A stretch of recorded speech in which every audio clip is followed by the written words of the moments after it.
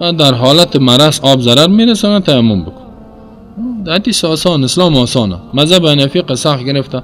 حال پیش مولای حنفی که بری بگوی که من مریض هستم، چی میگه؟ چطور مریضیتی؟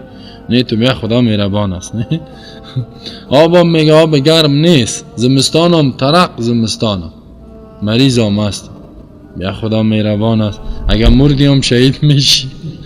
میگه پرتو خود دمی دریا هم بیخی برفه و میاره. خب این سابقه یقین کنین سر ما این مولای می تو کارا را کردن. خب این مولای حنفی، خب این مولای حنفی سر خود من می کارا کردن. گفتیم وضعیت خراب، پرتو خود دمی دریا. فکر کنم گپ نشه، خیر اگر مردی شهید میشی. خب انداختیم خود دمی دریا. چندین بار ما را در دریا انداختن اینا.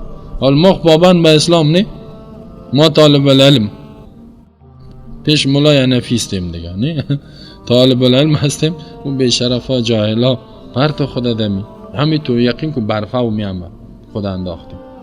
صبح وقت هم بود 3:30 بجه صبح است، سردی هم منفی 20 بگویم همه سرد است. پرتو خدا انداختیم. گفت پس بالاشون پرت این دفعه دیگه 3 دفعه 3 دفعه خدا انداختیم بالا کردیم. بیا بیا بیا بیا میسو بیا خدا گرم کن ساعت شدیم خدا گرم کرد. لباس هم در جان هم یعنی تو یک ظلم میکنن اینا. امو حدیث رسول هم درباره امیاس قاتلهم الله اینا را هلاک کنم بکشه تو مولا را. ای تو از پیش خود فتوا میتن به علم نه، هیچ چیز نمیفهمن اینا. چی بگویم؟ کس قرآن حدیث نفهمید نه، از مذهب نبرای حدیث نمیفهمی. یک گپ میگم در مذهب باشی حدیث نمیفهمی، بکش خدا تقلید بکش که حدیث بفهم. اینی من با ما تجربه شده، تا که ما مذهبی بودم حدیث نمیفهمیم، از مذهب خدا کشیدم یا از یک مذهب حال حدیث فهمیدیم.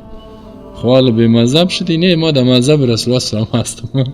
حالا یکم تو میگه به مذهب شد، نه ما در مذهب رسول الله صلی الله علیه و آله